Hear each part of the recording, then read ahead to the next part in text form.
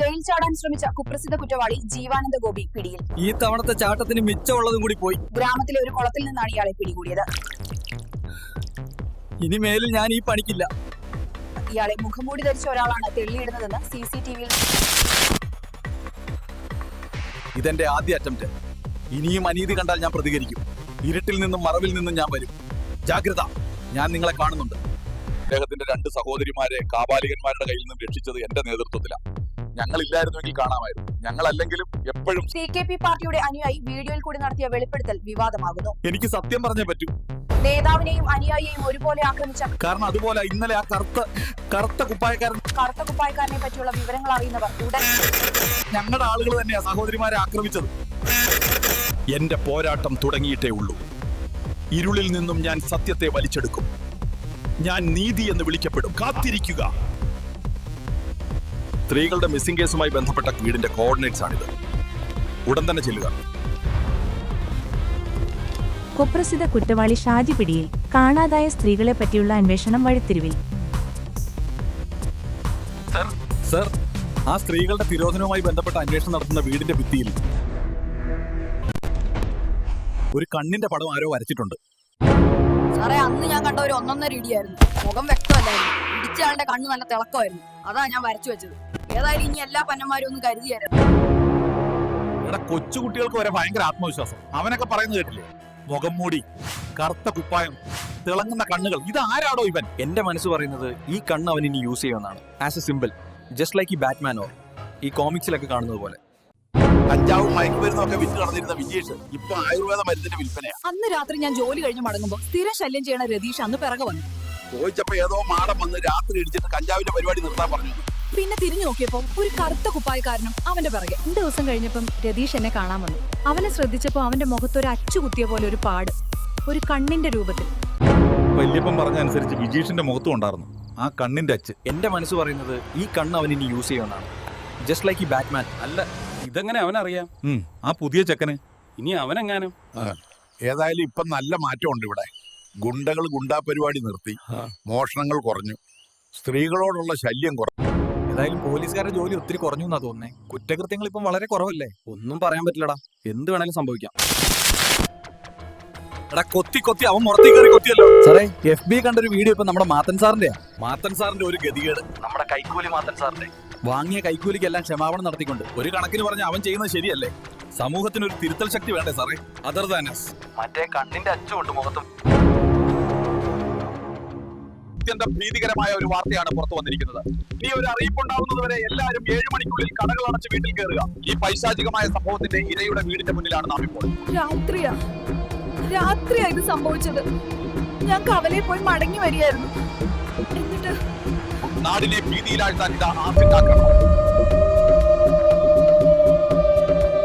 ഈ ഒരു അടിയന്തര സാഹചര്യത്തിൽ അതീവ ജാഗരൂകരായി വീടുകളിൽ തന്നെ രാത്രിയിൽ കഴിയുക. എടോ, ഇത് വല്ലാത്ത പണിയാണല്ലോ. ഒരു സൈഡിൽ മുഖംമൂടി, ഒരു സൈഡിൽ ആസിഡ് ആക്രമണം. ഇന്നലെ തന്നെ 4 കേസുകളാണ് റിപ്പോർട്ട് ചെയ്തത്. അതിൽ ഒരെണ്ണം ഒരു റിട്ടയർഡ് പോലീസ് ഉദ്യോഗസ്ഥന്റെ. വീൽ ചെയറിൽ കഴിയുന്ന അദ്ദേഹത്തെ ആക്രമിക്കണമെങ്കിൽ അവനൊരു കൊടൂര സൈക്കോ ആയിരിക്കണം. ഇനി ആ കറുത്ത കുപ്പായക്കാരൻ തന്നെയാണോ? ആവാൻ വഴിയില്ല. 2 പേരുടെ മോട്ടീവ് വ്യത്യാസമാണ്. കഴിഞ്ഞ ദിവസം ലോക്കൽ ചാനലിൽ വന്ന വീഡിയോ കണ്ടോ? മറ്റേ സൈക്കോടെ. ലഗ്യോൻ, ഈ പേര് നിങ്ങൾ കേൾക്കാൻ വഴിയില്ല. എന്നെ ഇങ്ങനെയാക്കിയത് നിങ്ങളാണ്.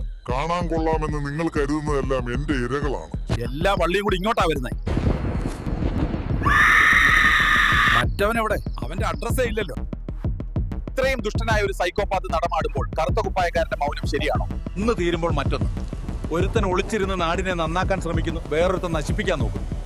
രണ്ടും ഒരു നാണയത്തിന്റെ 2 വശങ്ങൾ തന്നെ. എതിരാണ് എല്ലാവരും.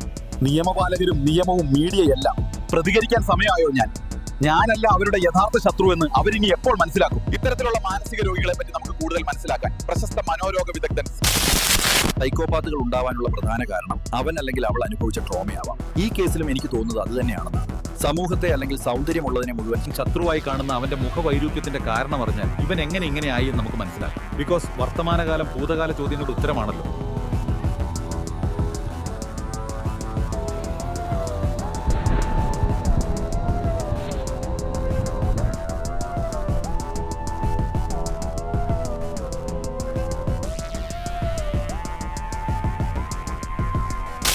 ഞാൻ ആ ആസിഡ് സൈക്കോടെ പറയാ സാർ.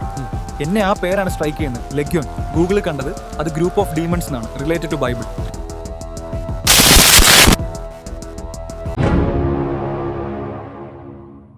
ഇപ്പം തന്നെ 10 കേസുകൾ റിപ്പോർട്ട് ചെയ്തു. കൂട്ടത്തിൽ ആ കറുത്ത കുപ്പായക്കാരനെ പറ്റി പറഞ്ഞു തന്നവരൊക്കെ ഉണ്ട്. ഉടൻ തന്നെ എന്തെങ്കിലും ചെയ്തേ പറ്റൂ. Sir, I think I'm on right way. ഞാൻ കണ്ടുപിടിക്കും sir. If he becomes the villain, I have no choice but to be the hero. Legion എന്നത് ബൈബിളിലെ സുവിശേഷങ്ങളിൽ പറയുന്ന ഒരു ഭൂതബാധിതനെ ബാധിച്ച ഭൂതകൂട്ടങ്ങളുടെ പേരാണ്. റോമാ സാമ്രാജ്യത്തിന്റെ മിലിറ്ററി യൂണിറ്റിനെയും ഇതേ പേരിൽ തന്നെ പിന്നീട് അറിയപ്പെട്ടിരുന്നു. പടകിൽ നിന്നു ഇറങ്ങിയ ഉടനെ അശുദ്ധാത്മാവുള്ള ഒരു മനുഷ്യൻ കല്ലറകളിൽ നിന്ന് വന്നു അവനെ എതിരേറ്റു. അവന്റെ താമസം കല്ലറകളിലായിരുന്നു.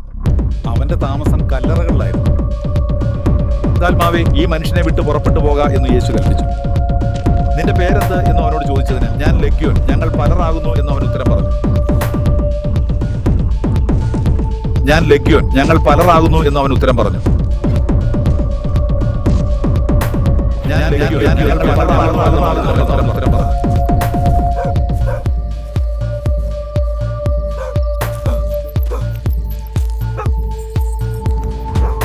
അല്ലേലും ആ സുധാകരൻ സാറിനെ പറഞ്ഞാൽ മതി. ആ പുതിയ ചെക്കന്റെ വാക്ക് കേട്ട് വെറുതെ മനുഷ്യന്റെ ഉറക്കവും കളഞ്ഞു. അല്ലേ തന്നെ മനുഷ്യന്മാരാരേലും ഈ ശവപ്പറമ്പിലൊക്കെ പോയി താമസിക്കുവോ? എല്ലാം കുറ്റം കേട്ടിട്ട് ഞാൻ ഒറ്റയ്ക്ക് പോയി സർ. പിറ്റേ ദിവസം വർഷങ്ങളോളം അടഞ്ഞു കിടക്കുന്ന നമ്മുടെ നാട്ടിലെ ഒരു ക്രീമറ്റോറിയത്തിൽ I came across a weird room. കുറേ കുപ്പികളൊക്കെ കിടക്കുന്ന, ആസിഡ് കുപ്പികൾ to be precise. But I couldn't find him. പക്ഷെ അവിടെ ഈ അടുത്ത സമയത്ത് തന്നെ ഒരു കശപിശ ഉണ്ടായതായി എനിക്ക് തോന്നി. അറിയില്ല, ഒരുപക്ഷെ മാനസിക വിഭ്രാന്തി തോന്നി അവൻ എന്തെങ്കിലുമൊക്കെ കാട്ടിക്കൂട്ടിയതാവാം. But one thing is sure, ഞാൻ അവന്റെ ഹൈഡ് ഔട്ട് കണ്ടുപിടിച്ചു. ഏതായാലും ഇത്രയൊക്കെ ആയില്ലേ? 1.5 ദിവസമായി കേസുകളൊന്നും റിപ്പോർട്ട് ചെയ്തിട്ടില്ല. ഒന്നുകിൽ അവൻ ഒളിഞ്ഞിരിക്കുന്നതാവാം, അല്ലെങ്കിൽ എന്തെങ്കിലും വലിയതായി പ്ലാൻ ചെയ്യുന്നതാവാം. ഒരു വള്ളിക്കെട്ട് വന്നിട്ടുണ്ട്. നമ്മുടെ ആ പഴയ ഫാക്ടറി ഇല്ലേ, അവിടുന്ന് എന്തോ ഞരക്കവും അലർച്ചയൊക്കെ കേൾക്കുന്നുണ്ടെന്ന് പറഞ്ഞ് പരാതി വന്നിട്ടുണ്ട്. ഫാക്ടറി എന്ന് പറയുന്നത് മറ്റേ ഓണർ ഫാമിലി മെമ്പേഴ്സ് മുഴുവൻ ആത്മ അതല്ലേ സർ? പുതിയ ക്രൈം അല്ലേ? നമുക്ക് ഏതായാലും അവിടെയും വരെ ഒന്ന് പോയി നോക്കണം. ഇന്ന് വൈകുന്നേരം. എന്താ അലർച്ചയും ശബ്ദവും എന്ന് അറിയണമല്ലോ.